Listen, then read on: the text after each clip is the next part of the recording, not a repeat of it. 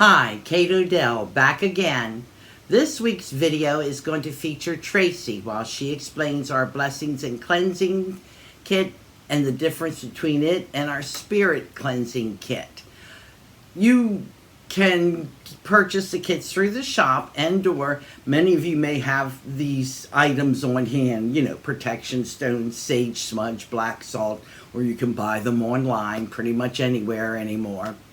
Anyway, she's going to go through what we're giving you and give you a basic idea of how to do it and the difference between the two ways. You're either blessing your house and cleansing it just as a refresher, or you're trying to get rid of ghosts or attachments. I'm going to let her take over, and I'll see you at the end.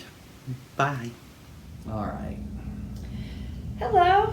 Today we are going to be talking about home blessing and protection for your home, and we're also going to be talking about spirit clearing for your home and the difference between the two.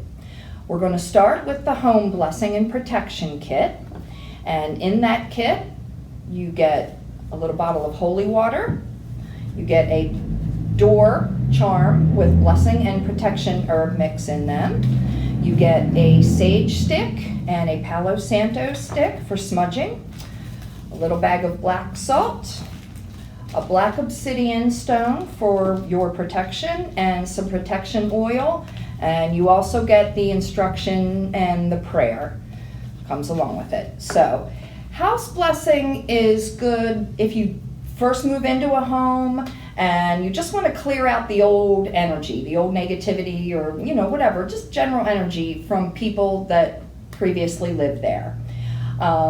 First thing I like to do is kind of prepare yourself for it. Get yourself into a nice calm frame of mind. Some people like to either maybe take a bath first or just listen to some nice music. But just get yourself into that nice, calm, peaceful frame of mind. You also want to, always keep in your mind that, the whole point of what you're doing here. As you're walking through your home doing this, always know, you're just getting rid of all that negativity, all that old energy, just bringing in good, nice, calm, light, peace, good feelings. So, first thing I like to do, you take your little bottle of protection oil, and you only need a little bit, just a drop. It's for anointing purposes. So you just rub that little drop between your hands.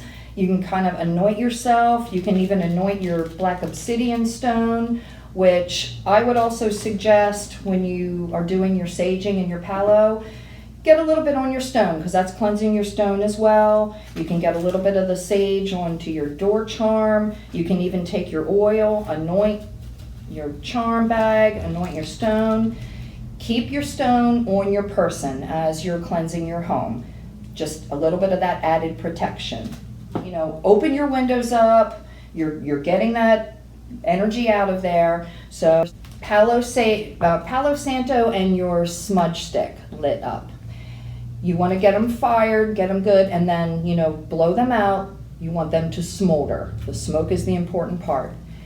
Be careful because you will have some embers that are falling. Make sure you have like an ashtray or a tin, something to collect the embers and the ashes falling.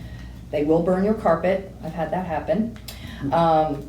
Also, make sure you have some sort of a heating pad or an oven mitt or something under your hand because those containers can get hot as well. You can do both of them together. I actually like to burn palo and sage together. It smells wonderful. Palo Santo almost smells like cedar wood if you've never burned that before, and most people know what sage smells like. So hold your container. Some people like to use a feather. You can use your hand, any type of thing. Just you really want to fan that smoke. So as you're walking through your home, you just get that smoke in every single room. Make sure you get every room, every level of your house, basement, attic. I even, get into the corners of your room, get into the vents, get it in through the walls, you name it. Everywhere you can get that smoke, go for it. I have a question. Yes.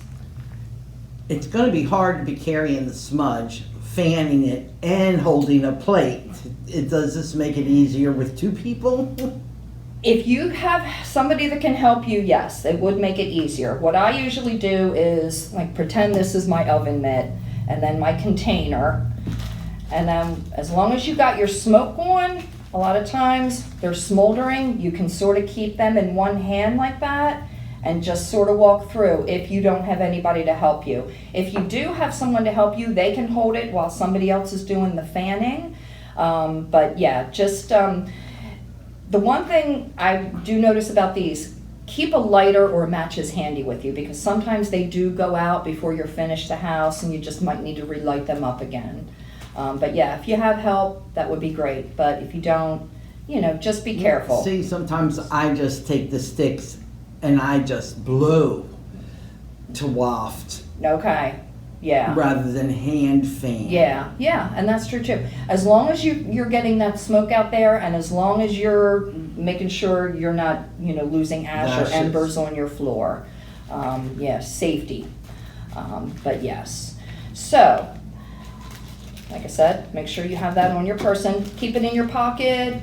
Women tuck it in their bras. You can, whatever you want to do. Tie this around a little string, hang it on your neck. However you feel comfortable with that. Once you've kind of gotten through your house and you're sure that you've got that smoke everywhere, and while I'm doing this, there is a prayer on the instructions sheet. If you feel comfortable with these words, that's great. If not, incorporate your own words into that. It just has to feel right for you. Don't feel like you always have to use somebody else's words, and because then a lot of times for me it feels forced almost. So whatever you need to do to incorporate, your own feeling and words into it. So once you've got all your smoke around and you're good with that, then you can take some holy water and you can splash it into the corners, just kind of like they do, like the priests with their, little, I'm not sure what they're called in the Catholic Church. I don't know either. But anyway, you all know what I'm referring to. But yeah, you can either, use the bottle itself, sprinkle a little in your hand, toss it around. Some people take it, the sign of the cross if you're comfortable with that, whichever, feels good to you. Once you're finished with your holy water, and don't feel like you have to use like the whole bottle, even the sage. Sometimes I can get through, I can do 2 complete smudges with just 1 stick. Same with the water. Half a bottle one time, and then the next time you want to do this, use the rest of it.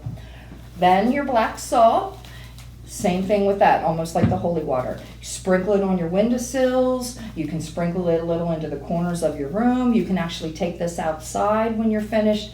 Walk around your home in a clockwise direction, doing like a little sprinkling around the perimeter of your home, sprinkle it around your car. All this stuff you can do with your car as well. And the entrances and exits is what I used to use to... Yep, absolutely.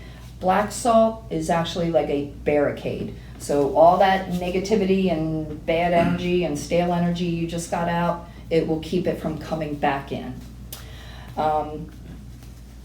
Your blessing and protection pouch, hang this on the door. I usually tell people to put this on the door that's used the most in your house. If your front door is the one that most people use to come in and out, that's where you want to put it. Back door, whichever one you want to do.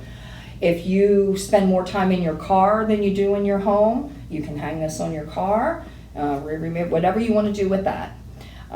So what I like to do as you're walking through your home doing this, keep in mind that if there are spirits or people there that should be there, for example, your spirit guides, crossed over loved ones that are there to watch, you're not going to get rid of them. They're supposed to be there. They know what their job is. You're only getting rid of the bad stuff, the nasty stuff. This is something not only you can do when you moved into a new home. Sometimes, if you live with a bunch of people, your family, everybody's going to get bad days and the energy just starts to feel negative and stale because of your own family members or even yourself. Feel free to do this. You can do this once a month. You can do it whenever you feel the energy's just a little different and you just need a good refresher. There's no right or wrong time to do this as far as, you don't have to necessarily worry about the moon phases or things like that, like you do with some of the other spells that we have here. So yeah, it's just a really good, a lot of times if people do any type of remodeling or reconstruction in their home, it might stir some things up. That would be another good time to do this. If you do want to incorporate the moon phases, new moon would be a perfect time, bring in new clean energy. Full moon would be another great time. So yeah, anytime that you just feel you need a little bit of refresher and cleansing and cleaning. It's almost like my house needs a bath. And not just the cleaning, like, everybody needs to clean, but just a bath, just, so that's what all this is good for. So that's the blessing, the house blessing and protection. Okay, so now we'll move on to the spirit clearing. This is more for, if you feel like something is in your home that does not belong there. You did something and you feel maybe something attached to you and came home with you, something that just doesn't belong there. Then you want to get a little more powerful with your smudging. So with that, we have the protection oil. And again, anointing purposes, you want to anoint, you get a protection candle. This is actually a Reiki charge protection candle. And if you've seen the candle YouTube video that we had done, anointing and consecrating. So when you take this candle, first thing you want to do, carve your initials into it or carve your address into it. You're bringing in that protection for your home. So carve your address, your initials, whatever symbols you would like on there. Once you've done that, take a little dab of your protection oil and then you want to anoint the candle. Don't get the wick because the oil will be highly flammable, but just get that candle anointed and then light it up. Have this lit while you're doing the rest of this process. So that, and usually I put this in the centralized location of your home if you can find a spot there for it. Again, with your protection oil, anoint yourself just like with the house protection kit. Get yourself into the right frame. You don't want to be, you don't want to show a lot of fear. You don't want to be, you also don't want to be, this isn't going to work. Don't be doubtful about it. Believe in it. Believe in the power that you have. This is your home. This is your person. They're not allowed to be there. They should not be there. Get them out. So feel your power. Know that the Creator is with you. Call on your angels, Saint Michael, whatever it is you're comfortable with. Know that you are surrounded by that protection. Surround yourself in that bubble of light. So prepare yourself for it ahead of time. And take it seriously. Don't be, giggly and goofy and, that's, they're not going to take it seriously then. So again, you've got protection stones in your pocket, bra, wherever. Keep them on your person. And again, feel free to smudge and cleanse them and then keep them with you. You can anoint your stones with your oil as well. So all of these stones are all about protection. So then we get back to the saging part. Same procedure as we talked about before, but this one you might want to, the procedure of it's a little bit different. Usually when I'm doing an actual spirit cleansing, I like to start at the lower level of the home. Basement or first floor, wherever. Again, get the smoke into the corners, vents everywhere. Open your closet doors, get them in there. With this procedure, what I normally do is I will make sure all of the windows in the house are closed except for one window in the final room that you're going to smudge. Keep that window cracked or open. because that's where all of that energy and all that negativity that you're drawing out of your house is going to get out that window. Usually your attic, if you have one, or whichever upper level room that you're going to finish with. So again, if you have someone to help you, that would be great. Fireproof container, get a good fire going, blow the fire out, get this thing smoldering. Get your smoke everywhere, walk around, watch your embers, watch your ashes.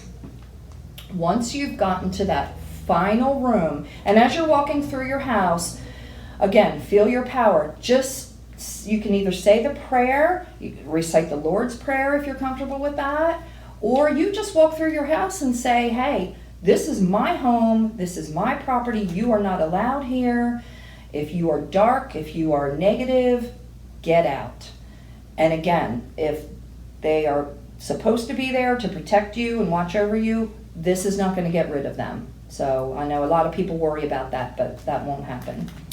So once you get to that final room, take that last bit of smoke, get it out that window, and then shut that window. Once you've done that, take the salt, sprinkle a little salt on that windowsill. Boom, you've barricaded it. Then you can take this salt again, sprinkle it into the corners of your room, take it outside, sprinkle it around a clockwise direction around the perimeter of your home, your car. Some people will even take a little bit of this black salt and then they'll put it in a little sachet bag. You can add a little bit to the bag you get with your protection stones, and you've just boosted the energy of that protection bag for yourself. You also get a banishing spell mix, which they're just a nice blend of herbs. They're all about banishing. So again, you're banishing that negativity. You're banishing, you can use these herbs, add it to your black salt, sprinkle that on that window that you just shut, sprinkle it around your home. You can add this to your little pouch, so then you've got one heck of a protection pouch to carry with you. A lot of times when you go to bed at night, some people feel like that's when activity really picks up, when you're sleeping, and of course that's when you're most vulnerable. Put them under your pillow, under your mattress, something like that. Hang it next to your bedpost, anywhere that will keep you protected while you're sleeping. And again, this one also comes with your instructions, little prayers, incorporate your own words into it. Just like with the other one, you don't have to wait for any particular night of the full moon or night of the, to do a spirit clearing. If you feel it's happening, take care of it ASAP. Especially if you have children in your home or, things that you worry, your pets. Pay attention to your pets. They know. If you see them acting weird and, there might be something going on, trust your gut with this. Don't mess around and don't wait for it to get worse, because sometimes it can, especially if whatever these entities or dark things are, start to notice that they are really, really bringing a lot of fear out in you. They feed on that. That's exactly what they want. So don't mess around with it. You might have to do this a couple times, only because it's almost like I always say, it's kind of like you have to let them know you mean business. And eventually it's going to weaken them because they're just going to get tired of fighting with it. And then they may just disappear. So basically that's the difference between the two. And again, you can do either one of them as often as you feel you need it. Sometimes people will do this once a day for a week. Then they notice a difference in the energy. Then they might go to, once a month. Then they'll stop it altogether. But if they feel, the energy's just getting a little stale again, they'll do the procedure all over again. And of course, if you've got something that's really evil and you can't control it, that's when you call in someone or an outfit that does those cleansings. Exactly. We know of some here in the area that we can always recommend to you. But usually a lot of people can get rid of the basics. Yes. If you do it yourself and you just come from a position of power and don't be afraid. That's the biggest thing. Right. It's the fear. Exactly. Believe in yourself and you can... Yes. And it's perfectly normal to have that fear because, you're messing with the unknown. You don't know what you're really dealing with. But don't show that fear. Even if you're afraid inside, when you walk through your home, I always say it's like being a mama bear, or, that mama tiger. You're protecting what's yours. Just the words that come out, make sure those words are powerful. And nope, you're not welcome here. You need to get out of here. I will call on, St. Michael. I will call on every protector and guardian I have out there to get you out. And it's almost like eventually, like Kathy said, unless it's something really, really dark, when we're talking demonic, usually this always does the trick. But like Kathy said, if it seems it's beyond that, then get some professional help, whether it's through a medium or a priest or something like that. So that's basically the difference between the two. Your house blessing and clearing is just for general every day. I'm sure many of you have family members that, Well, yeah, I mean, even like you said, if you're every- doing your spring cleaning or your fall cleaning and you just want to get rid of any negativity. Right. And like right. you said, if you have big family fight, you just want to Exactly. clear the air. Yes. Even just the smudging will do the clear the air. Exactly. Giving your house a bath. Oh. Spirit clearing, definitely if you feel there's something in the house that just doesn't belong and it needs to go before it gets worse. So you try to nip that one in the bud. Oh, thank But you. yes, absolutely. Hi, I just wanted to say goodbye and thank you for watching our video with Tracy this week. I'm currently working on one on astrology as soon as I can figure out how to put it. I've been studying it for 50 years. I just don't know how to teach very well. And I wanted to do one on psychic protection in general. Anyway, hopefully we'll have one or the other up by next week. Until then, thank you again for watching Beyond the Wand. Like, share, or leave a comment if you'd like and let us know what you're interested in hearing about. Till next week, bye.